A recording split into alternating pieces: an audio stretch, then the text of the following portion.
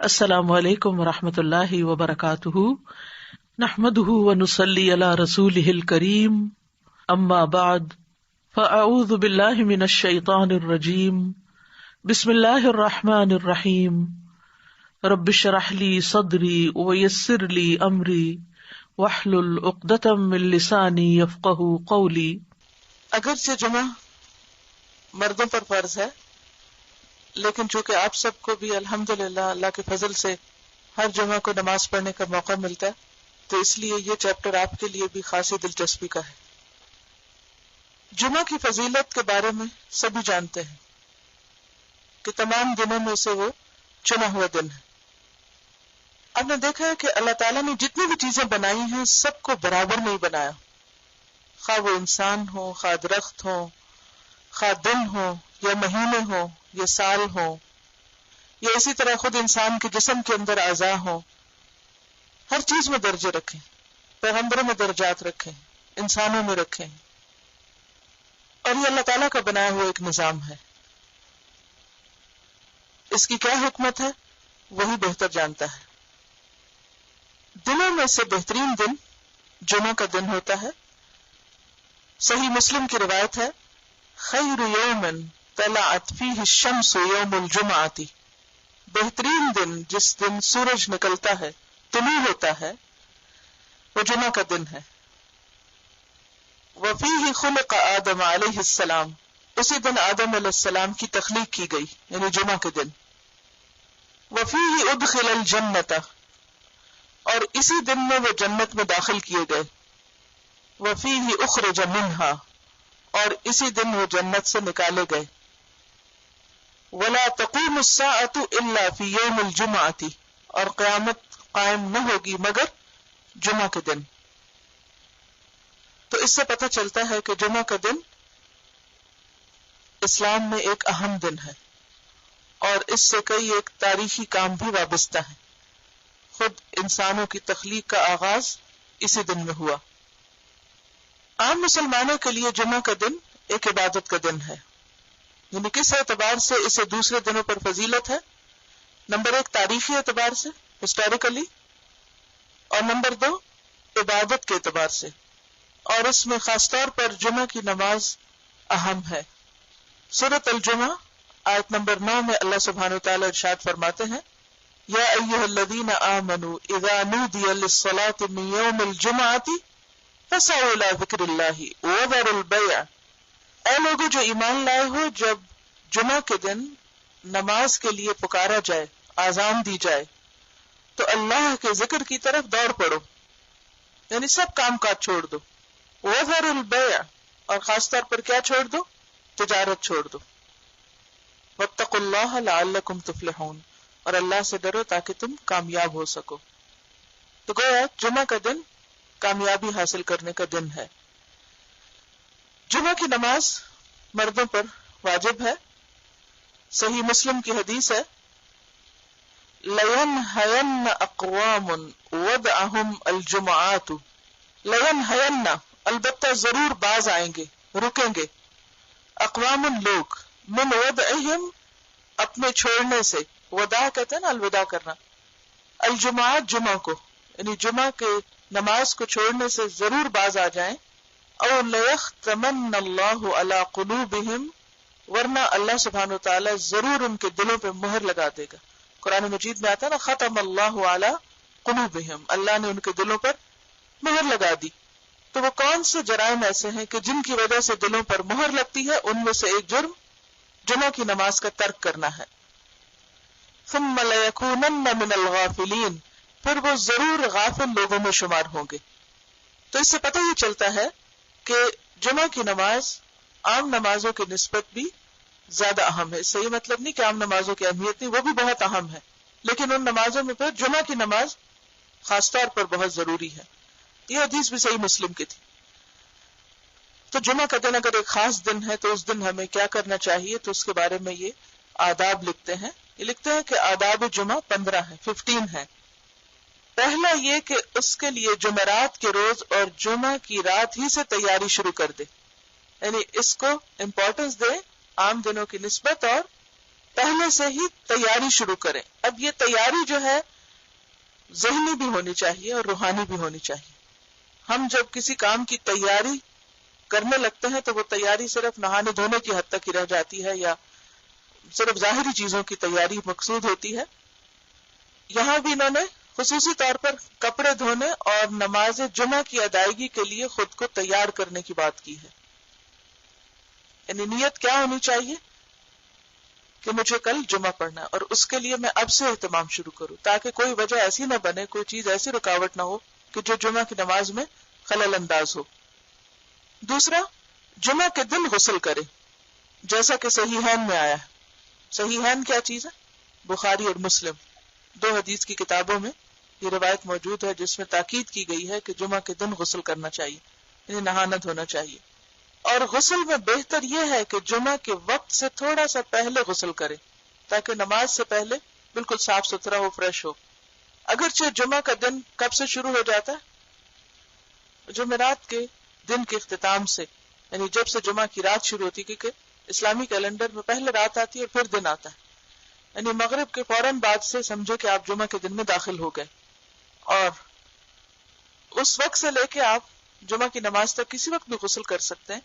لیکن زیادہ افضل کیا ہے کہ رائٹ بیفور جمعہ غسل کیا جائے. لیکن اگر ایسا ممکن نہ ہو تو کسی بھی وقت غسل کیا جا سکتا ہے, لیکن نیت میں وہ غسل جمعہ ہی ہو. تیسرا, بدن کو پاک صاف کر کے خوشنما بنائے, یعنی زینت کا بھی اہتمام کرنا چاہیے کیونکہ اہم دن ہے. ناخن کاٹے, مسواک کرے, مسواک تو ہر نماز کے ساتھ ہونا چاہیے لیکن خصوصی طور پر اپنی صفائی ستھرائی کا اہتمام. اور تمام فضلات یعنی میل کچیل کو جن کا پہلے ذکر ہو چکا ہے طہارت کے باب میں, ان کو اپنے جسم سے دور کرے. خوشبو لگائے اور اپنے بہترین کپڑے پہنے, یعنی اس دن کا لباس عام دنوں کے لباس سے مختلف ہونا چاہیے. اس دن کو اہمیت دینی چاہیے, اس کا اہتمام کرنا چاہیے. چوتھا, یہ کہ جمعہ کے لیے نماز کے وقت سے کچھ پہلے روانہ ہو اور پیدل جائے. پیدل جانے کی بات اس لیے خاص طور پر کی ہے کہ ایک ایک قدم کا اجر لکھا جاتا ہے.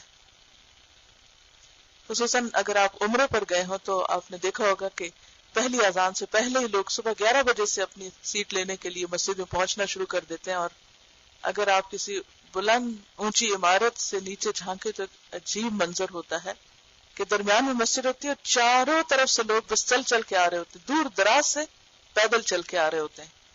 تو بہت ہی خوبصورت منظر ہوتا ہے وہ.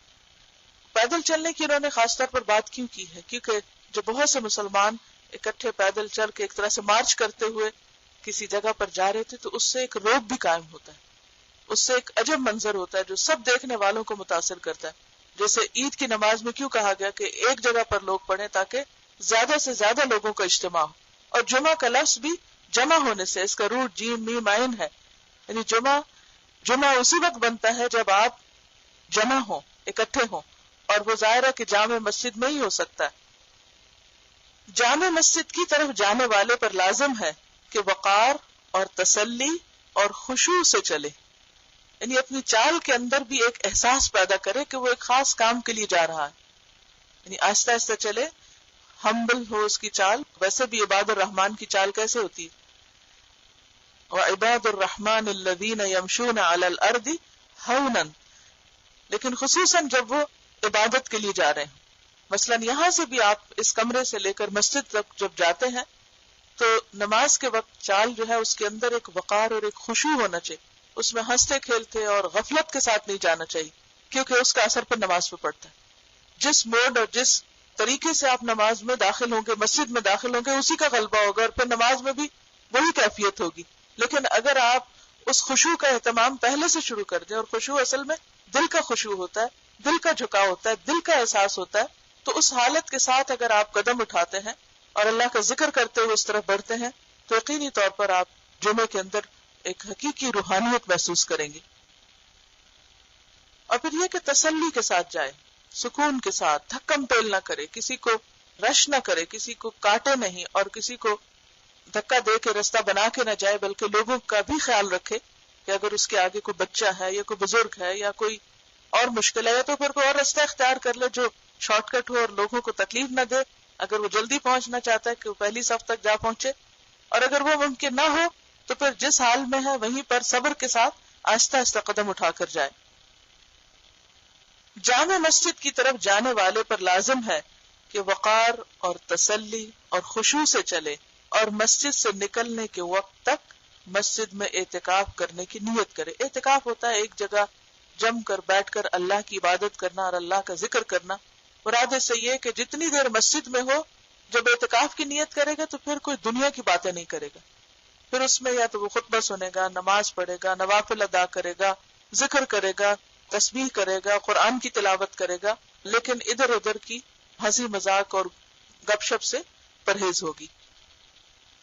پانچواں یہ کہ لوگوں کی گردنیں نہ پھلانگے اور معقول گنجائش کے بغیر دو آدمیوں کے درمیان میں نہ بیٹھے.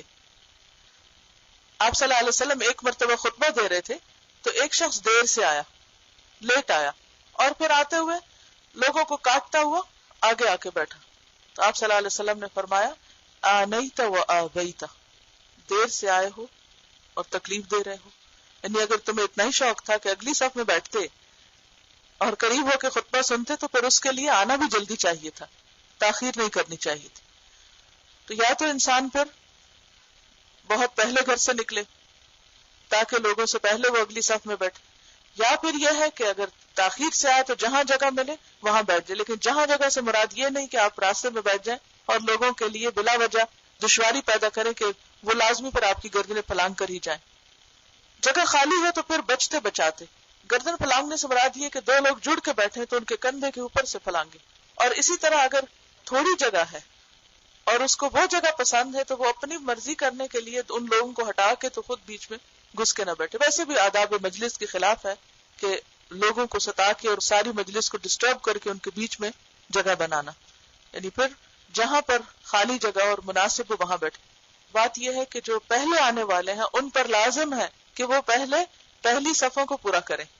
یہ بات درست نہیں ہے کہ پہلی صفوں کو خالی چھوڑ کر انسان آخری صف میں کھڑا ہو جائے، الا کہ کوئی مجبوری ہو. بعض اوقات ایسا ہوتا ہے کہ کوئی بچے چھوٹے ہیں یا فوراً نکلنا ہوتا ہے یا کوئی اور مسئلہ ہے تو اس میں انسان پیچھے کھڑا ہو سکتا ہے لیکن سائڈ پر ہو کر، ایک طرف ہو کر.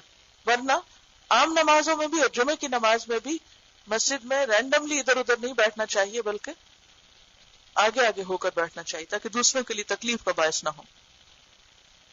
کیونکہ لکھا کہ ہاں اگر کوئی خالی جگہ دیکھے تو آگے چلا جائے، لیکن اس میں بھی تھوڑا بے شک طویل راستہ ہو مگر لوگوں کو اذیت نہ ہو. اس سے آپ اندازہ کر سکتے ہیں کہ ہمارے دین میں عبادات کے آداب کیا ہیں. اپنی عبادت کے لیے اور اپنی تسبیح کے لیے آپ دوسروں کو مت ستائیں. چھٹا یہ کہ کسی نمازی کے آگے سے نہ گزرے. اگر کوئی نوافل وغیرہ پڑھ رہے ہیں تو اس صورت میں آگے سے نہ گزرے. خصوصاً حرم میں جو سب سے زیادہ تکلیف دہ چیز ہوتی ہے وہ یہ کہ لوگ اس بات کا بالکل دھیان نہیں کرتے کہ کون نماز پڑھ رہا ہے. نماز پڑھنے والے کو بھی چاہیے کہ اپنے آگے کو سترہ رکھ لے، خواہ اپنا بیگ ہو یا کوئی بھی چیز ایسی ہو تاکہ دوسرے اگر گزرے تو پھر اس کے پار سے گزرے. اور اسی طرح اگر کوئی گزر رہا ہے تو ہاتھ سے روکنا بھی چاہیے، گزرنا نہیں دینا چاہیے. بعض اوقات بچے کھیل بنا لیتے ہیں کہ ہر وقت نمازی کے آگے سے گھوم پھر رہے ہیں. تھوڑا بہت تو ٹھیک ہے لیکن بچوں کو بھی ادب سکھانا چاہیے اور عین نماز کے وقت میں انہیں گھومنے نہیں دینا چاہیے، کیونکہ بعض اوقات گھومنے کا بھی اندیشہ ہوتا ہے اور بعض اوقات دوسروں کی نماز میں خشوع میں بہت فرق پڑتا ہے. تو اگر بچوں کو ساتھ لے کر جائیں تو کوشش کریں کہ اپنے ساتھ ہی ان کو کھڑا کریں. ساتواں یہ کہ پہلی صف میں بیٹھنے کی کوشش کرے. اگر وہاں کوئی قباحت محسوس کرے تو پیچھے بیٹھنے میں کوئی حرج نہیں، یعنی کوئی گناہ نہیں. کیونکہ جمعہ کے احکام زیادہ تر یہ مردوں ہی کے لیے ہیں. اس کا یہ مطلب نہیں کہ عورتیں نہیں کر سکتی. عورتوں کے لیے ویسے پچھلی صف پسندیدہ ہے، لیکن اگر پچھلی صف میں اتنا ہنگامہ ہے یا یکسوئی نہیں ہوتی تو اس صورت میں نیت پر ڈیپینڈ کرتا ہے.